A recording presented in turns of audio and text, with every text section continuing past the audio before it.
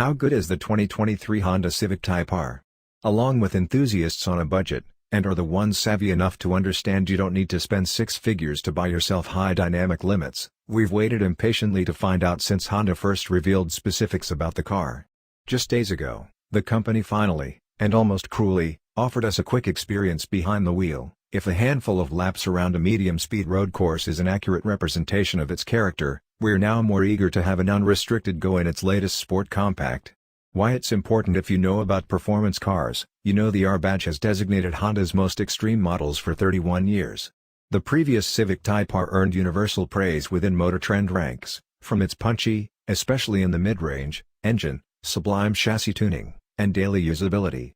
Consider the fact that when we named it a finalist for our 2018 Car of the Year award, our judges said things like, "It's unlike any front-drive car I've ever driven, it's unlike any hot hatch I've ever driven." This car will be remembered for a very long time as the pinnacle of front-wheel drive performance. This is the most impressive new Honda I've driven since the original NSX.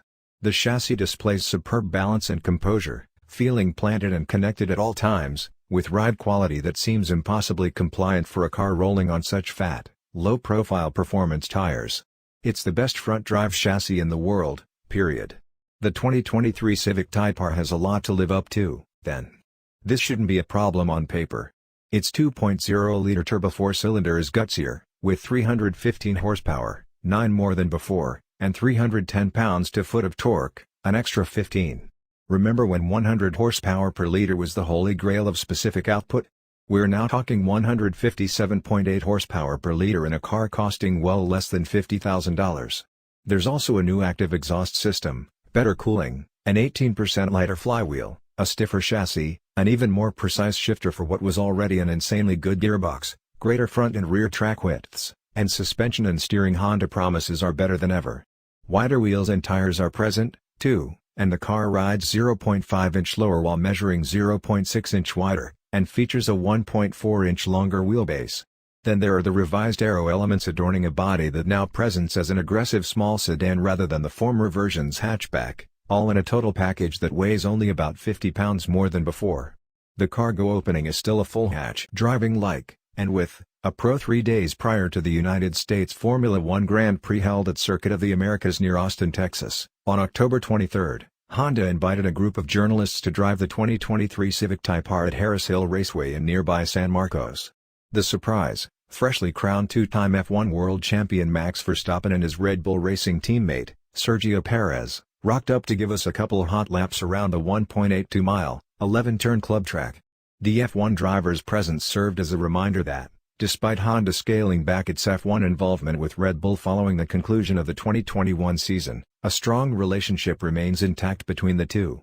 Strapping into the Civic Type R next to Verstappen, who won the USGP days later and clinched the 2022 Constructors' Championship for Red Bull and Honda, the 25-year-old Dutchman smiled, offered a fist bump, and punched us out of the pit lane. He and Perez had only done a few reconnaissance laps of the circuit, yet an F1 driver's ability to find the limit quickly on an unfamiliar track was comically evident.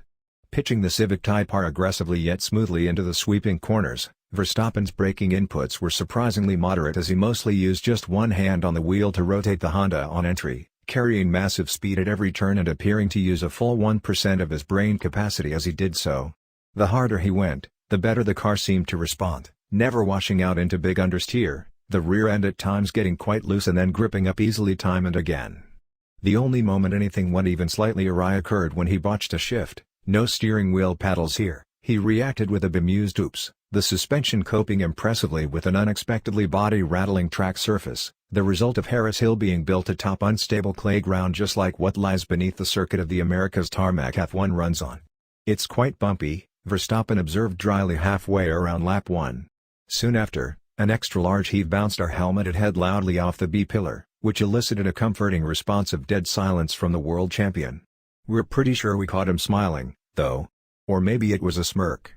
Asked afterward about his impressions of the Type R, he said, "This was the first time I could really just have a good go of it, because last time I was driving it, it had just got to Europe and I had to do some filming.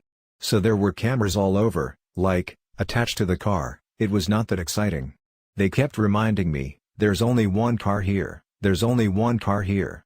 I was like, okay." Indeed, And in typical race driver style, one of the first things he observed to a Honda rep after climbing from the Civic Type R following his initial laps was, "Oh good, you brought spares." He continued with a laugh, "Yeah, I mean you never know, right? It's been really fun to drive. I think this car compared to the previous version took a good step forward in handling. I always felt the previous car had a bit too much